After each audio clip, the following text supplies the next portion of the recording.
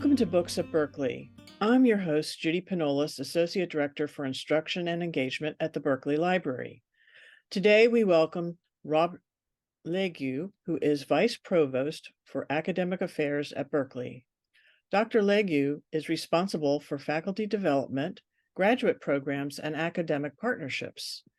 He received his bachelor's degree in music and history from Harvard University and his PhD degree in music history from Yale University. While at Yale, he worked extensively with the Yale Graduate Teaching Center and was editor and co-author of Becoming Teachers, the university's official teaching guide for graduate students. As a Fulbright scholar in Hong Kong, Lagueux supported the city's transition to a 4-year American style of higher education, providing resources and guidance on general education, faculty, and graduate student teaching, and programs for first-year students. He has offered workshops on teaching and learning in China, Thailand, and Vietnam. A percussionist and drummer, Lagueux has published and presented on a variety of topics around teaching, learning, and music history, including in the Journal of Music History Pedagogy. His most recent book, which we will discuss today, is a liturgical play for the medieval Feast of Fools, the Laon, Ordo, Joseph. Welcome to Books at Berklee, Dr. Lagueux. Thank you so much, Judy. Well, first of all, how did you become interested in this topic? That's an interesting question. It seems lost in the mists of history at this point. But when I was an undergraduate, as you mentioned, I sort of double majored in music and history. And at some point, I took a course to fulfill a general education requirement. You had to do something about literature, something like that. And the course I took was called, I think it was called The Medieval Stage, which covered everything from, these early liturgical dramas up through some of these, Renaissance morality plays and the like. And for whatever reason, it really, I don't know, it jumped out at me. It seemed bizarrely fascinating to me. And I got really into it. And that was, after that, my senior thesis ended up being on a different manuscript full of liturgical plays. And then when I went to graduate school, I wasn't dead set on this, but I just kind of came back to this topic of the dramas, the plays. There's some, scholarly debate about what exactly to call them. But these works that were created and written to be performed by clergy in the Middle Ages. And this was one of these texts that was sort of hanging out there as a little bit of a mystery, like no one was quite sure what it was for. And that, the mystery was intriguing. And so that led down the proverbial rabbit hole to spending a lot of time thinking about it. Well, it was really fascinating, taking such a document like this and really fleshing out the whole venue that this is presented in. I was wondering if you could just describe for the audience a little bit about the Laon 263 document that you looked at.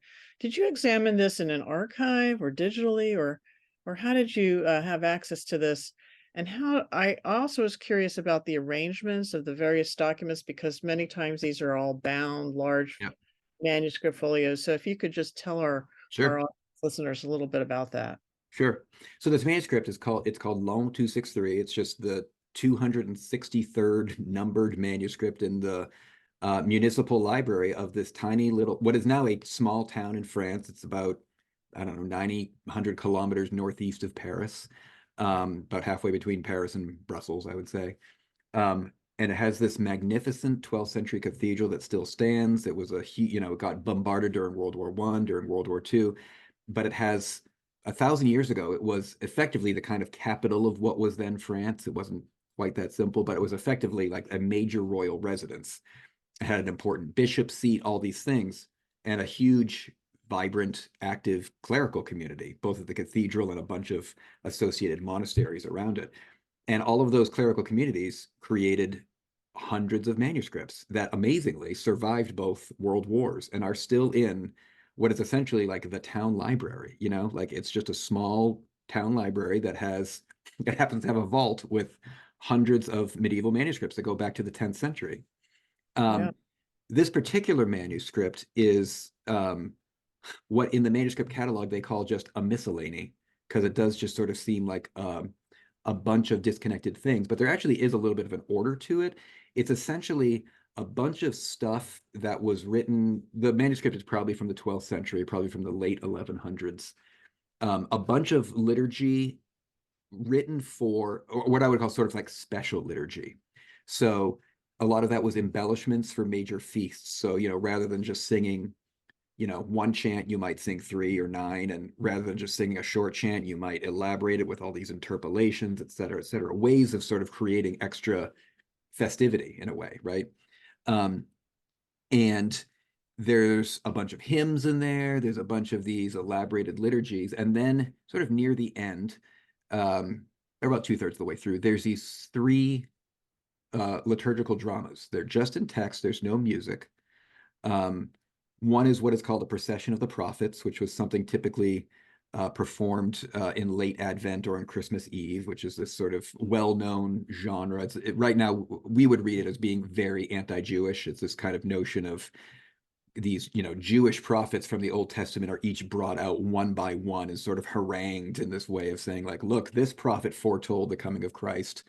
Why do the Jews therefore not understand the divinity of Jesus, et cetera, et cetera? It comes from a very sort of hyperbolic sermon from the early or from late antiquity. Yeah. There's a play about essentially like the Magi, so sort of like it's called the play of the star, and it's about the 3 wise men. And then there's this play that's the story of Joseph, the Hebrew scriptures Joseph, so the one that people may know from, Joseph and the Amazing Technicolor Dreamcoat, right? The story of Joseph being sold into slavery by his brothers, who goes to Egypt and rises to prominence, and then his brothers come to him and they don't know it's him, and they're asking for grain, and it's a big sort of, the big reveal is that this, Pharaoh's second in command is their own brother, right? It's a big story. And this text was no one really understood what it was for.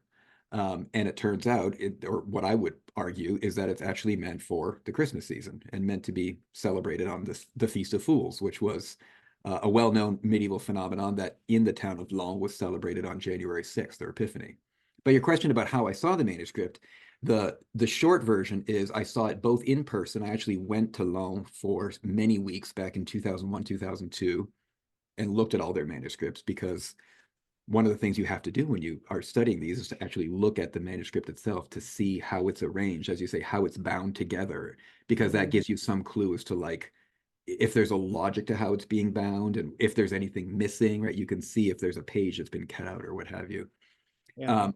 And then at the time, I had to have microfilm, but now, of course, it's in extremely high resolution digital scan that anyone can see whenever they want. I was going to ask you that if it had been digitized. Yeah. It's still hard sometimes, even from a digital copy, to kind of get that big context of like the bound book, and like little things that are stuck in there and the pages and stuff. I was also fascinated, and this is just me reading your book, and your talk about the interlinear textual incipits in the manuscript. And I just thought that was so interesting. And I was wondering if you could just describe that a little for our audience. Maybe many people are not really aware of these kinds of, texts and manuscripts. And just talk a little bit about going through a work like this, and how this sort of helped you reconstruct the process with the text and so on. Yeah, so it's because the manuscript is essentially recording these very deliberately elaborate liturgies. It's in some ways kind of a memory aid, and it's also a little bit of a teaching aid, I think. So you can imagine something where, let's say you have, I don't know, a birthday party, right? Where everybody knows that you're going to sing happy birthday at some point, but maybe somebody has written an extra verse, like a new set of words for it that not everyone knows, or someone has written a whole extra sort of an extra like a B section, like a melody that you might sing at the end before coming back to sing the original. If you're writing that down for people, you probably don't need to write out all of happy birthday, right? Because people know it. So you might just write happy birthday with the first few notes because people know like, oh, that's happy birthday. But then you write out the piece that you need to convey newly in full so that people can see everything about it. And then if you're repeating happy birthday again at the end, you might just write happy without any music at all that you're just supposed to understand. So part of the process of this kind of deciphering the manuscript is figuring out what these incipits, and the incipit, that's just the fancy musicological term for like the first couple of words or even notes, maybe one word of a piece of music, enough so that you know what it's referring to, right? So, if I just wrote, "Oh, say can you see," you would know that that's the, United States national anthem, right? Right. So I love it that all these things that were so common for people back then and everybody knew it, and so they didn't have to write it down. And sometimes it's lost today. We Yeah, don't really know what it yeah. was. A lot of And times we can reconstruct it, like right, sometimes the full piece is elsewhere in the manuscript, and that's very helpful because you know what they're talking about. Sometimes you're sort of reconstructing it from another manuscript from the same place, and you can probably presume that it's probably the same thing, but there's variations in these things in areas and across time. So sometimes right. we don't always know exactly what the incipit is referring to. Right, I know, that's just one of the fascinating things is, like, what was common knowledge, and Right. everybody just assumed everybody would know, Yep. at the time. Yep. Um, I was wondering, what kind of aids did you use to kind of, like, put that together? I mean, did you have these other texts or bring in a whole lot of other books and manuscripts to kinda look at and compare or, that kind of thing to Yeah, I mean, I think like with any like with any kind of decoding process, there's a decent percentage that were familiar to me just from, studying the repertoire myself, right? That it's like, oh, I know that one. So, there's, I don't know, whatever, maybe 20% or 30% that I kind of just knew. A few that require a little bit more digging, whether that's trying to figure out what the handwriting says to see what the words are. There's a bunch of different tools now that make it much easier to figure out what a given set of pitches might be referring to. Um, Mm, and uh, and then there's some, that take hours and hours and days of digging to try to figure out what it is. And usually you get a, fairly confident guess about what it is, but there's always a few that it's like this must have been some local chant that everyone knew, but we don't know what it is now.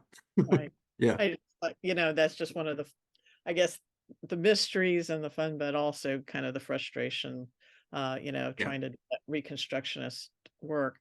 And another thing that occurred to me also is I was wondering, and actually I hadn't thought of this earlier, but about the handwriting in the manuscript, if it seemed to you it was in one hand and done at the same time, or if it had been maybe added to or yeah. amended or that kind of thing.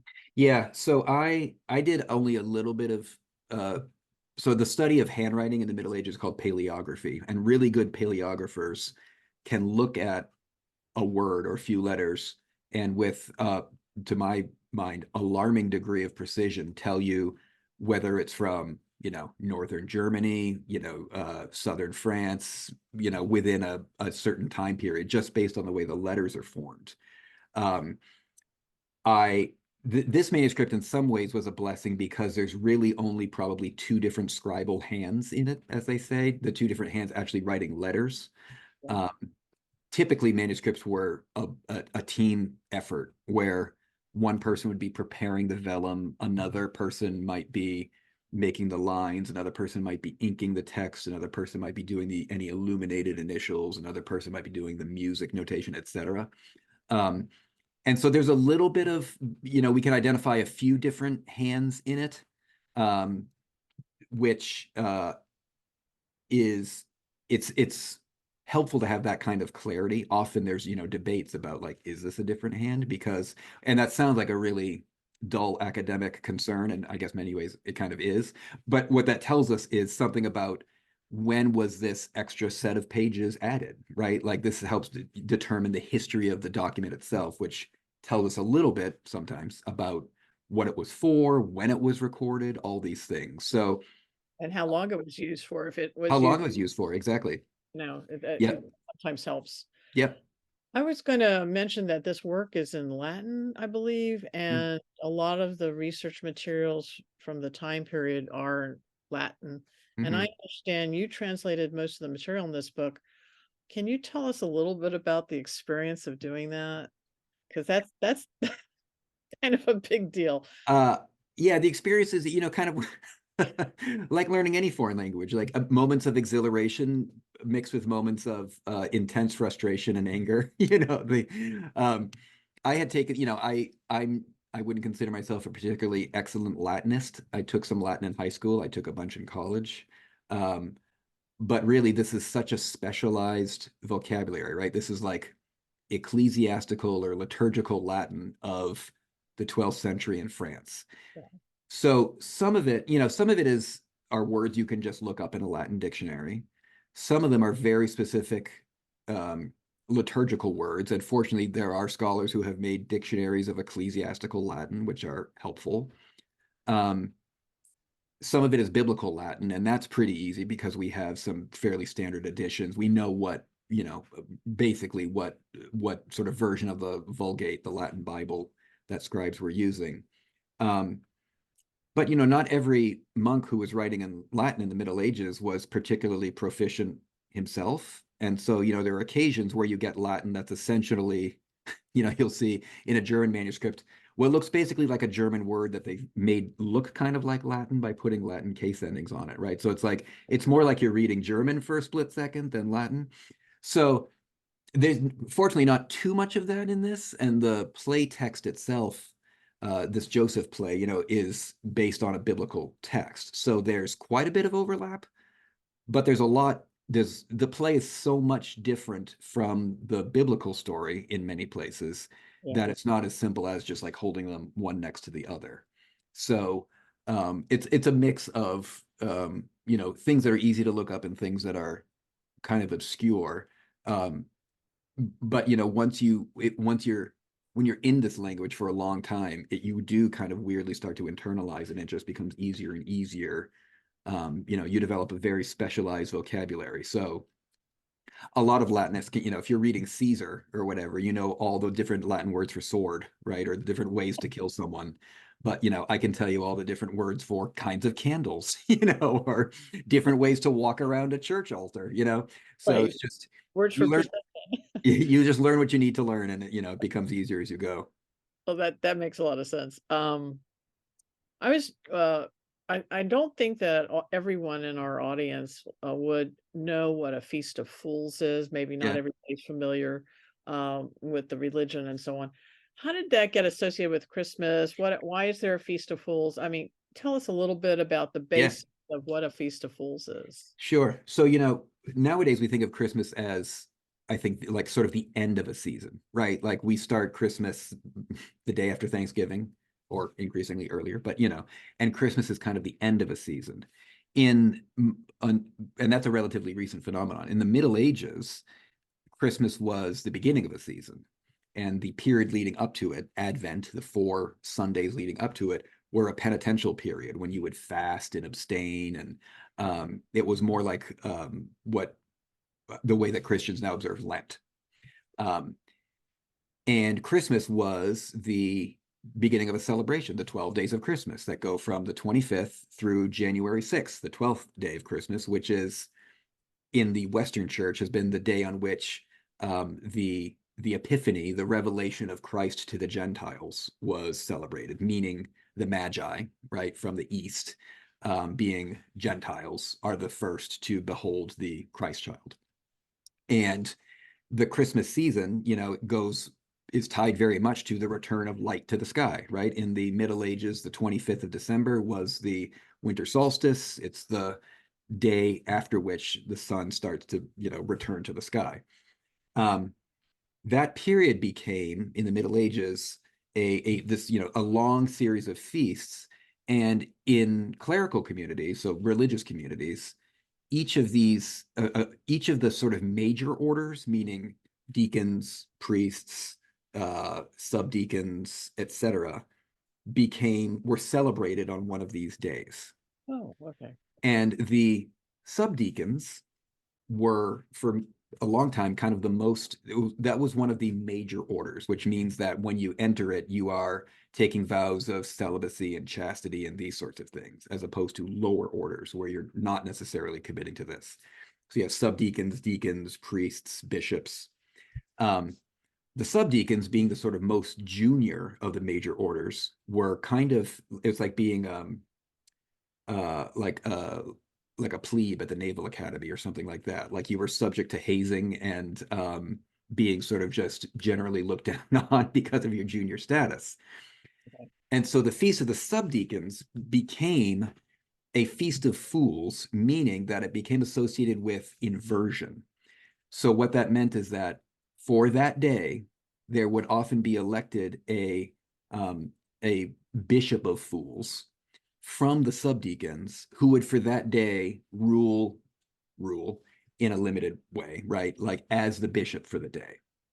And there would be inversion of all the normal hierarchies. So the priests would be sort of expelled from their usual seating, and the subdeacons would move in, that kind of thing. Like, you know, the best seats in the house would be flipped for the subdeacons, and so on and so forth.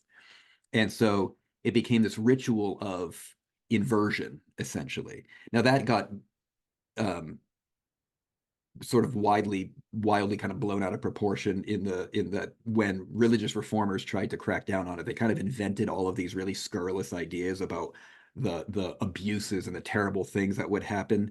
It turns out that most of these stories were probably made up. They used to, you know, they say that instead of using incense in the church, they'd burn shoe leather, and they would bring a donkey into the church, and they'd play dice on the altar, all these things that were probably made up. It was never quite like that, but it was still a period of inversion. And so you actually see this in the liturgy. There's liturgical chants about the mighty being cast down. And this was directly tied to the idea of this boy bishop, as he was sometimes called, because the subdeacons would often be 12, 13 years old, would be the bishop for the day. So it was sort of built into the liturgy as a kind of ecclesiastically, authoritatively sanctioned inversion. You know, it's like carnival I was going to ask you, it sounds a little like Mardi Gras. It's very much like Mardi Gras. They're not, there's been actually a lot of scholarship on this notion of carnival and reversal. You know, it looks subversive, but in many ways it's kind of a way to maintain order. Well, it's kind of like blow off steam. You have yes, a year that you blow off steam and everybody gets to make fun. And exactly. It's cathartic, right? In the way that Halloween sort of has these elements of like, you can go a little crazy and it's okay because it's Halloween, right? And it's sort of social catharsis. yeah. But it also reinforces the hierarchies because it's known to be inversion, which actually sort of reinforces the known power dynamics. Well, you spent a little time in your book talking about this audience of, you know, clerics who would have attended the play, and giving us kind of this picture of really a highly regulated, prescribed life that they led in the church groups and schools and so on. And they lived in this strict hierarchy. So I guess the question is the clerical reactions of the day. I mean, there was obviously approval of the authorities for this inversion, or it wouldn't have happened. But what about these productions and, you know, all the things that went on in the production? What were the authorities' sort of, you know, reaction to all this stuff? You know, nonsense or inversion that were going on. You know, we don't have a lot of clear evidence from the 12th century, and which is probably an argument to say it was probably, if not, it was at the very least tolerated, maybe even condoned, maybe even encouraged. And the reason we know that is because we have some ecclesiastical sort of you know, declarations from a few centuries later strictly banning this. And, you know, one of the rules of one of the guidelines of historical inquiry is the more prohibitions of a thing you see, the more clear you know that it's happening a lot, right? Like you don't need a law if there's nobody breaking it. Exactly. So it seems to be that it was at the very least condoned. And in fact, there's one little kind of tantalizing one little tantalizing morsel in one of the existing surviving documents. It's a otherwise pretty dull document called an ordinal, and it just describes the order of operations. It's almost like a kind of sort of rule book, sort of protocol officer kind of book, where it says, like, on all high feasts, first the cantor will walk in holding his silver, dressed in the blah blah, right? It's very kind of, they'll light 9 candles on the high altar, and like it's very kind of workaday. There's one really interesting line where they talk about it's about a different feast, a feast of the purification, which involves a lot of candles. And there's a line in there that says something like, we light the candles like this every high feast, except for the feast of the subdeacons, because that's when they celebrate except for the feast of fools, essentially, because that's when the subdeacons celebrate. So there's this interesting, it confirms for us that we know that this was celebrated because it's recorded right there in an official document. And to me is also a little bit tantalizing because it suggests, why is that the one day of the year when they don't light all the candles that they would normally light? Is it because things are getting a little crazy? Is it because the subdeacons would steal them? Is it because they were afraid of the tapestries catching fire? Like, it's unclear, but like all these things are plausible. But there's clearly something different about that day where they said, like, by the way, don't light the candles because you know how they do that feast. So we know that it was at the very least. Well, things were out of hand, maybe, and they were worried. Exactly. Who knows? Who knows? But there was definitely something different about it. I don't know. Sounds like maybe they were worried that people were drunk or rowdy, or it could be. That's the most exciting interpretation, But at the very least, it does mean, though, that we know that the church authorities knew that was happening and were fine and seemed to be fine. If not fine with it, they at least tolerated it. Right. One of the things that I thought was also interesting about your book was going into sort of the town intellectuals that were part of this, and the school of Anselm. Yeah, Anselm. That was in the area.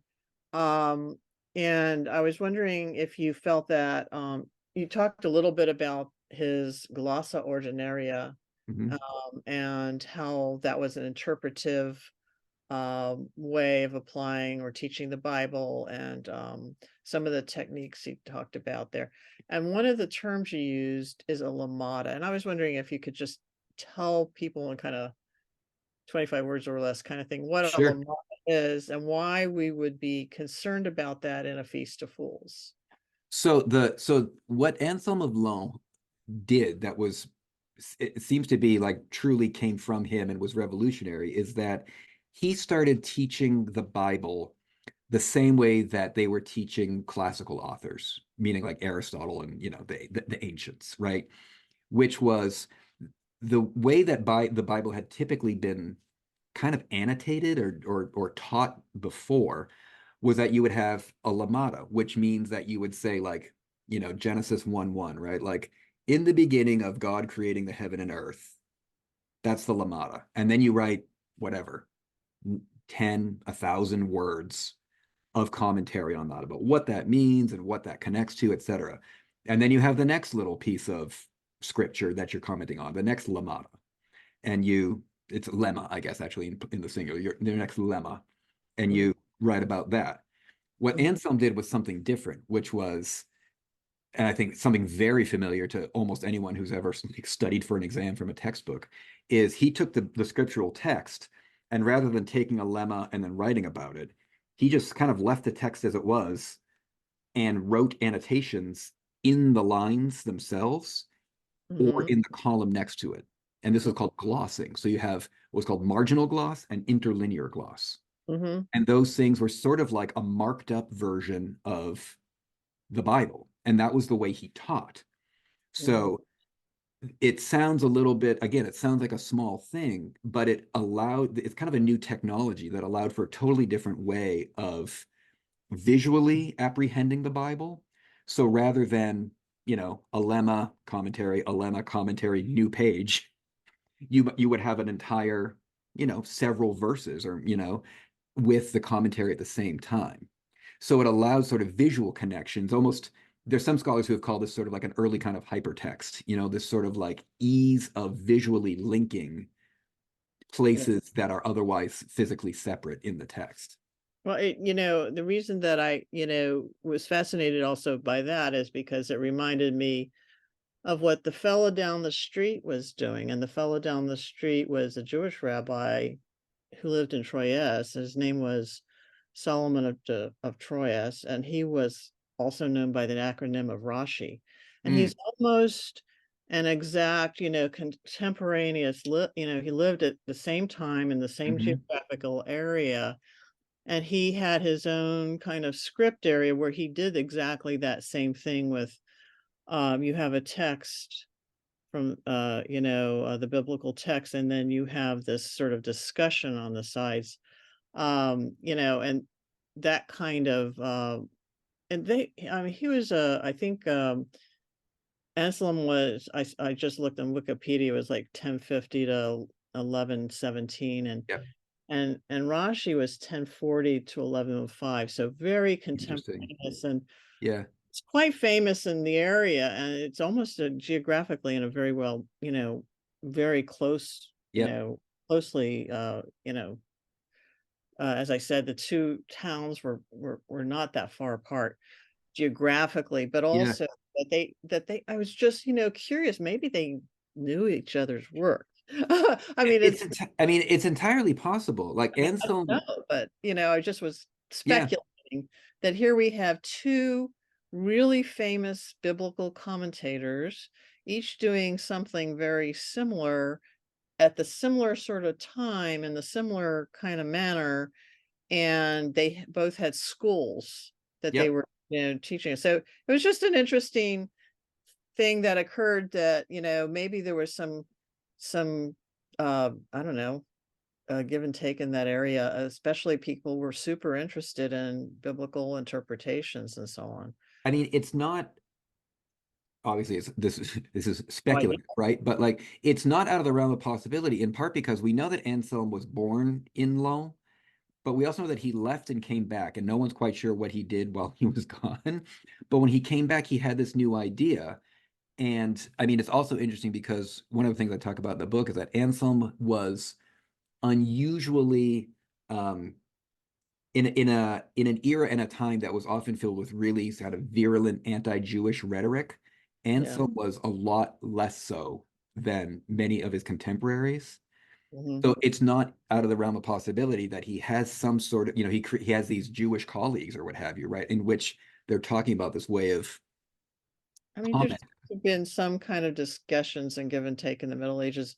The other thing is Rashi had also gone to Worms, and so he didn't travel that far away from Troyes, I don't- his hometown, and he had come back at age 25 and then got his school together. So, he just and he was really just so famous, and his publications went really far and wide. And uh speculation, I'm not a medieval scholar, but it, just sort of Yeah, your book, kind of inspired thinking about that. And hmm, I'm sure, people who are much more knowledgeable in this historical field would be able to maybe take some of that and yeah, look at it. And also, it was because of the interpretations of the play and the biblical interpretation of the play and how that went.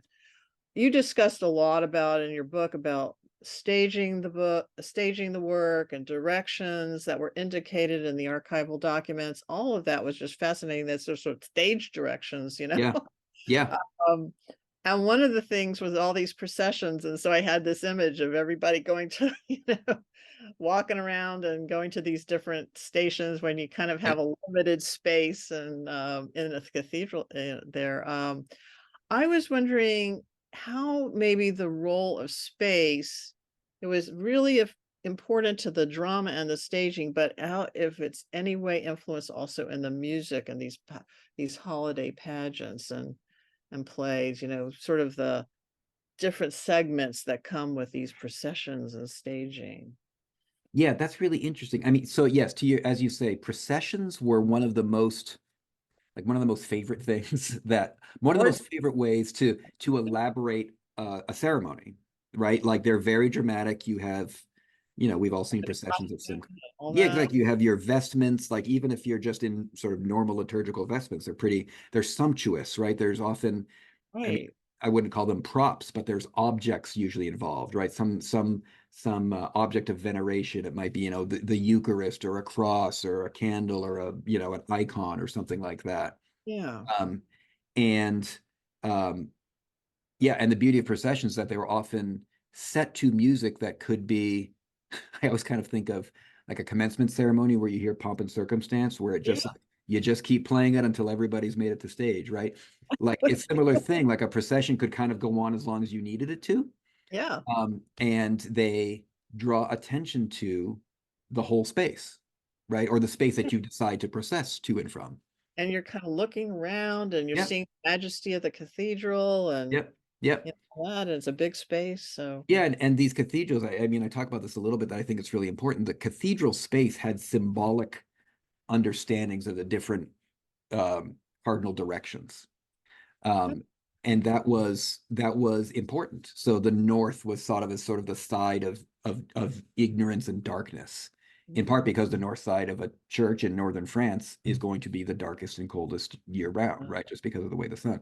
Likewise, the south is, you know, um, the side of whatever knowledge and understanding. The east is the side of the rising sun, of course, right? And the west is the side of the setting sun. And so the end times, the apocalypse, is associated with the west end of the church and vice versa, because these cathedrals, by the time of the High Middle Ages, were literally oriented, meaning that the altar side of the church, the sort of the top of the cross, was pointing east, and the what we think of as the front doors of the church would be facing west. That so they literally capture the setting sun's rays every night, right? And the space, I believe, would have been used that way in the staging of the play when it made sense, that you wouldn't just, there was a reason that you would move from one side of the church to the other in your procession based on what was happening in the action and what you're trying to represent. And that's something that would just be lost on us today if it wasn't called out. If you did it on a sort of, normal stage, yeah, you would get that those we things. would have to have. We think of like different sets, Right. and Exactly. sometimes a play can have multiple spaces indicated in some way on a set. Uh, Yes. but here you have this ability to march to a different location, so you're in a different place. Yeah. I'm just was wondering about an adaptation to a contemporary performance space because Yeah. this play was in, for clerics, by clerics in a clerical setting, in Hmm. a sacred space of a church. Hmm. How would you envision like a modern performance? Maybe it could be in a church, maybe not, but Hmm. contemporary audience would probably not be made up entirely of clerics, but a Right. general audience today, and Yeah. how would we get across some of this, you know, information or Yeah. symbolism? I mean, it's a really interesting question. And it's, in some ways, like the somewhat glib answer is like, you will never get it the same way, right? Like in the sense that like, this is not sort of, we're not swimming in this water all the time in such a way that we would just understand it, right? So, um, for a 12th century audience, when you see somebody go to the north side of the church to the south, they don't even have to think about it. It's clear that, oh, that's the side you read the gospel from. That's the side you read the epistle from. Like you sort of understand the symbolic motion. So I think for a modern audience, you either would have to do something kind of straightforward, sort of explain in a program note or something like why this motion matters. Yeah, I think programs notes would have to be pretty. You have to be pretty explicit. And I mean, I think for a modern, for it to be, and then you have to rely on the audience to remember this, right? And sort of make the connection themselves. I can imagine some creative set design or direction that sort of reinforces that in some way, whether that's, you could do something as simple as like, well, the north side of the church, we just light much more dimly than the south side where it's brighter, right? I don't know that it doesn't have the same depth or layers of meaning as it does when you understand the relationship of the North to the unconverted and the et cetera, those who don't fully understand the divinity of Christ, and the South side. But it's something a little bit closer for us. It's just a question of, are you trying to get a modern audience to understand it the way a 12th century audience would a little bit, or to create an analogy that works for a modern audience, even if it's only analogous and not the thing itself. Yeah, because you have a good amount of restoration of the musical work in your book in terms of, trying to get it to the point where someone maybe could realize, Yeah, take this yeah, music and do a recreation, yeah, recreate the the material. And I mean, that would take still a lot of work and so on, but still, this would be something that if the music was speaking to people, you know, in a contemporary way, I don't know. But that would be one of the things that I was, thinking about. How would this be adapted for a modern audience that would be meaningful to them in some way? Maybe yeah. just a historical, Yeah, and then there's questions, of course, like how much you want to kind of uh zhuzh it up a little bit, right? So like, Noah Greenberg in the 60s famously did a recreation of the only other Feast of Fools play that we know, the Daniel play from Beauvais, at the cloisters in New York. And he used pretty much the source material, but there was also some pieces that were newly composed and added that sort of in a medieval style. He added some instruments, some, tambourines, that sort of thing, for a little bit of sonic color.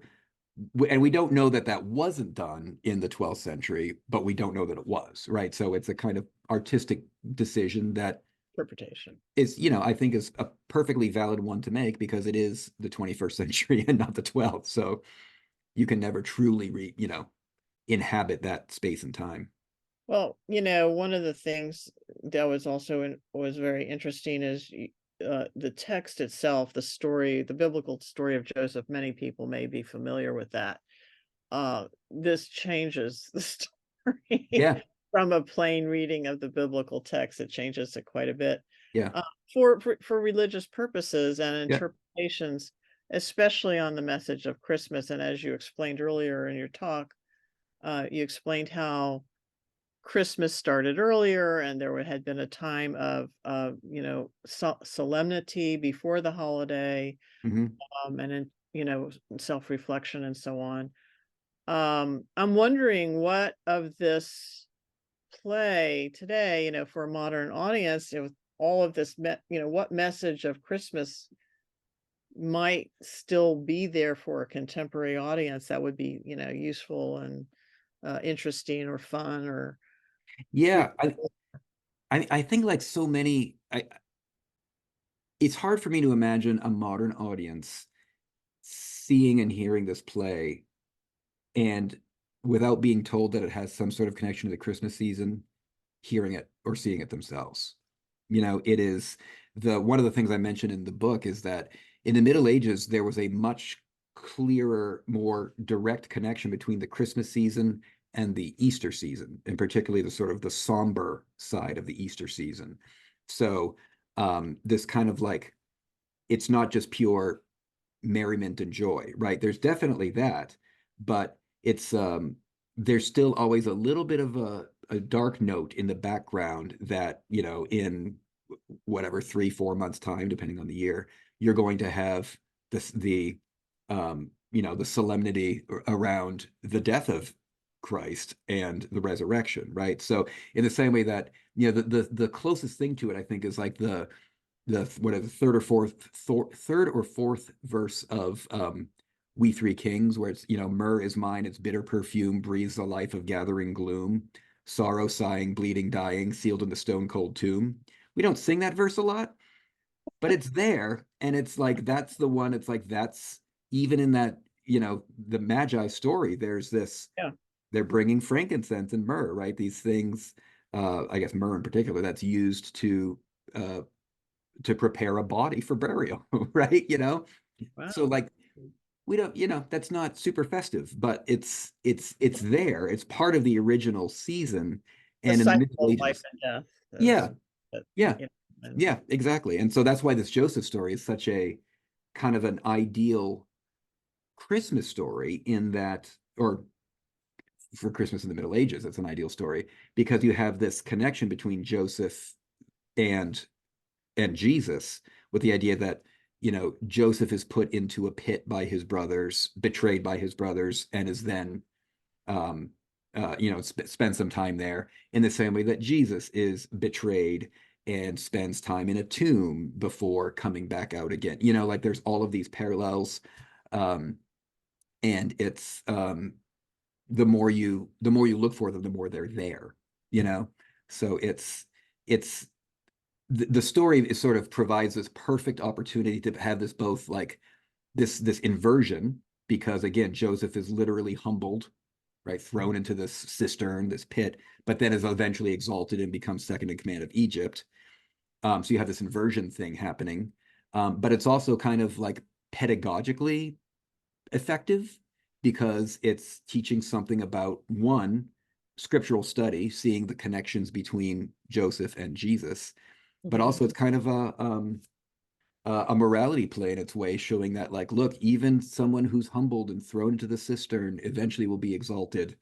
And so it's a little bit of a you know, blessed are the lowly sort of situation as well. So it's a lot wrapped into one little play. And of course, then there's also scenes that are really funny and silly. So you get a little bit of everything. Yeah. It's quite rich. Yeah. Well, I think that there would be a lot for people to read about and think about if they have any interest in medieval history or medieval music. This book has so much richness it's not a long book, and you've packed a lot in there, and giving a person the ability to be able to see something of the time period, learn about a culture that's very different than today, even holidays, how they've been reinterpreted or Mhm. are differently understood today in a modern society, and also understanding how the texts and so on had different meanings and symbolism to people, at Yeah, different points of time, yeah. and trying to recapture some understanding of that. It just was really terrific. And I want to thank you so much for explaining all of this. My pleasure. It's,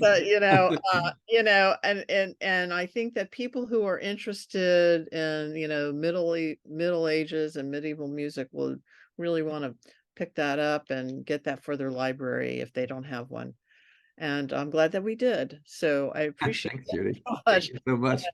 Yeah, and, yeah, appreciate you taking the time today and really going into such depth about it, and I've really enjoyed speaking with you today at Books at Berkeley. Thanks, Judy. I appreciate the super close read you gave it and chatting I with you. did, I Yeah, did. thank you.